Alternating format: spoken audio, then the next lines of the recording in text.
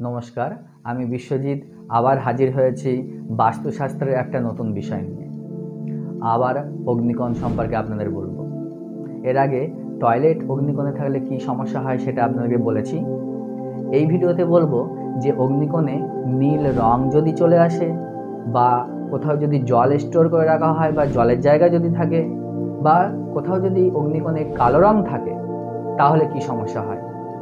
আপনারা দেখুন, অগ্নিকোণে যদি জলের জায়গা আসে, অগ্নিকোণে যদি নীল রং থাকে, তাহলে লিকুইড ক্যাশ একের পর এক ক্ষতি হতে শুরু করে। হাতে টাকা থাকতেই চায় না, আপনার ইনকামের রাস্তাগুলো আস্তে আস্তে বন্ধ হবে, লিকুইড ক্যাশ আসার রাস্তাগুলো আস্তে আস্তে নষ্ট হতে শুরু করে। এছাড়াও মাস শেষ হওয়ার আগে খরচের হিসেব আগে আসে। টাকা হাতে আসার আগে খরচের হিসেবটা বা লিস্টটা অনেক বড় হয়ে যায়। এই সমস্যাগুলো হয়।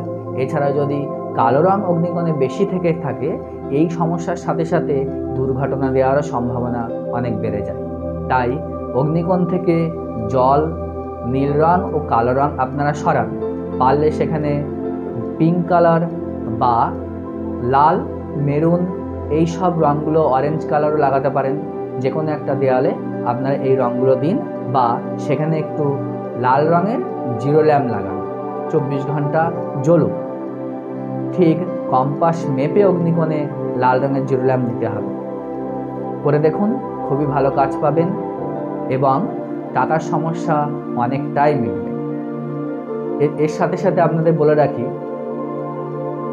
বাস্তুর ক্ষেত্রে বা আপনার বাড়ি সম্বন্ধে বা বাড়ির বাস্তু সম্পর্কে কোনো যদি জিজ্ঞাসা থাকে, বা যে বিষয়টা বললাম সেই সম্বন্ধে কোনো যদি প্রশ্ন থাকে, তারা আপনারা এই কমেন্টে লিখে জানাতে পারেন। আপনাদের এই কমেন্টের ওপর ভিত্তি করে নতুন একটি ভিডিও বানানো হবে, যেখানে আপনাদের সমস্ত প্রশ্নের উত্তর দেওয়া এবং তার সমাধান করারও ব্যবস্থা আমরা করব। এছাড়াও কেউ যদি বৈদিক বাস্তুশাস্ত্র শিখতে চান, তাহলে আমাদের সাথে যোগাযোগ করুন। বৈদিক প্রাচীন বাস্তুশাস্ত্র নতুন করে আধুনিক নিয়মে আপনাদেরকে শেখানো হবে। আপনারা যোগাযোগ করুন। নমস্কার।